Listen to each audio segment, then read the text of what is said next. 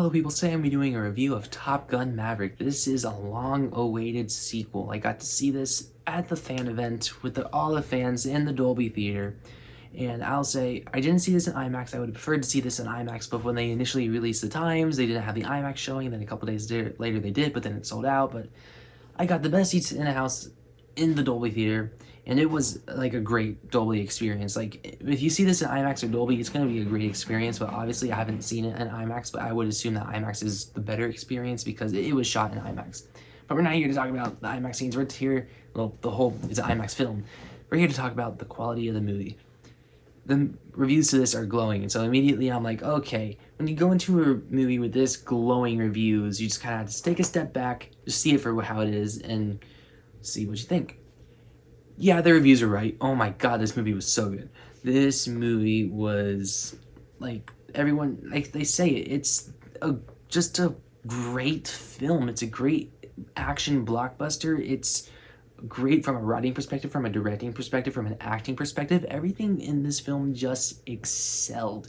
Tom Cruise's amazing performance, the amazing direction of Joseph, I don't know how to say his last name, the amazing aerial fight sequences where you can tell what's going on. We understand with the training, and we get it. And I think in this movie, in every single way, surpasses the first film. And I think the first film is good. I think it has some script issues. I think it rather feels directionless at moments. But this film always has direction. It's perfectly paced from beginning to end. It never has a dull moment. It goes and you just feel it. The emotion is there.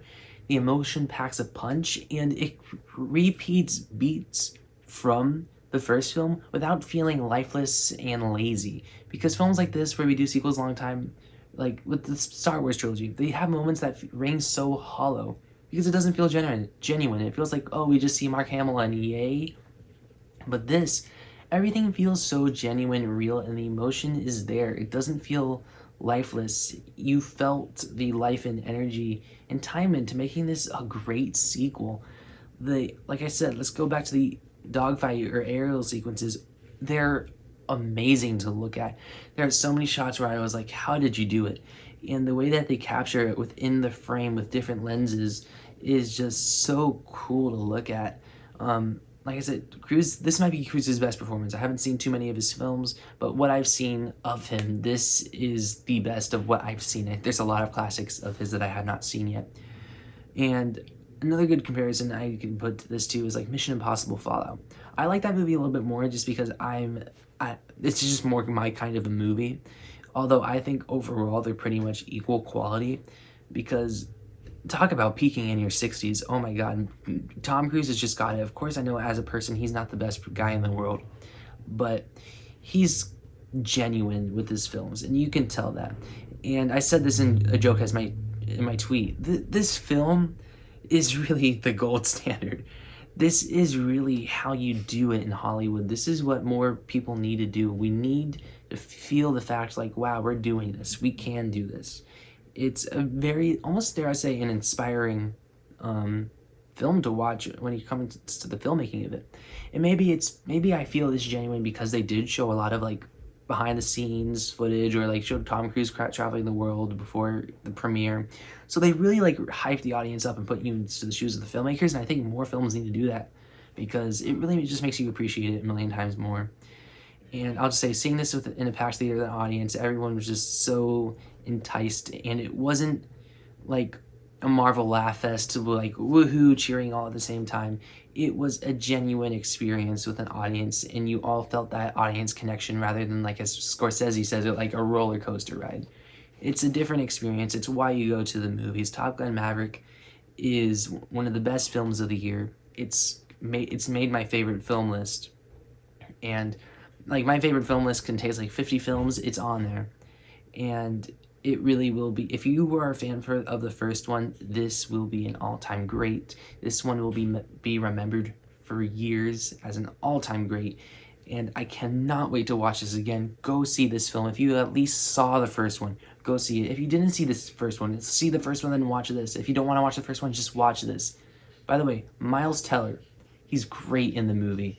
Like, he's had a so-so career so far with some of the films that he's done, and I know as a person, Like Tom Cruise, he's not the best guy in the world, but he really does give it his all here. And there's another person that's in it for something, and I'll just leave it at that. And it was heavy-handed, and yeah, a lot of really strong emotional themes, flaws.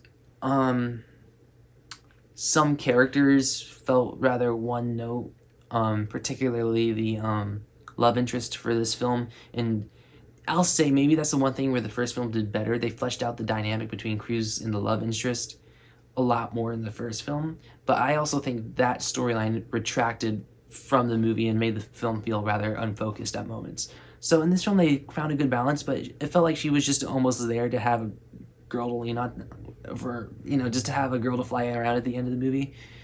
But it was still emotionally satisfying because she did have a character. It just felt rather basic compared to what everyone else's arc that we saw in the film. And yeah, another thing I really appreciate is that it's a Tom Cruise focused movie. You can go into these sequels years later where Tom Cruise is back, but he's not really the main focus. Now we're focusing on these new characters. This film doesn't do that.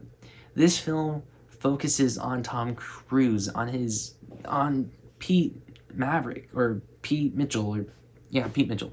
They focus on him. He's the lead of the film, and it doesn't feel like these other the new recruits get in the way of that. It found that perfect balance to hit that right emotion for a great cinematic experience. And I'll say, so far as my second favorite of the year, I still like Batman a little bit more, but just what a great year for films so far. What a great year. We've had the Batman, Top Gun Maverick, Everything Everywhere All at Once, The Northman. Like, all four of those films would have been so high on my 2021 list. And here we are, barely half a year into 2022, and I already have like 4 amazing films to talk about. 2022 is hitting good so far because Top Gun Maverick is a 9.5 out of 10. Love this movie. Go see it. So yeah, like, share, subscribe, and stuff like that, and adios.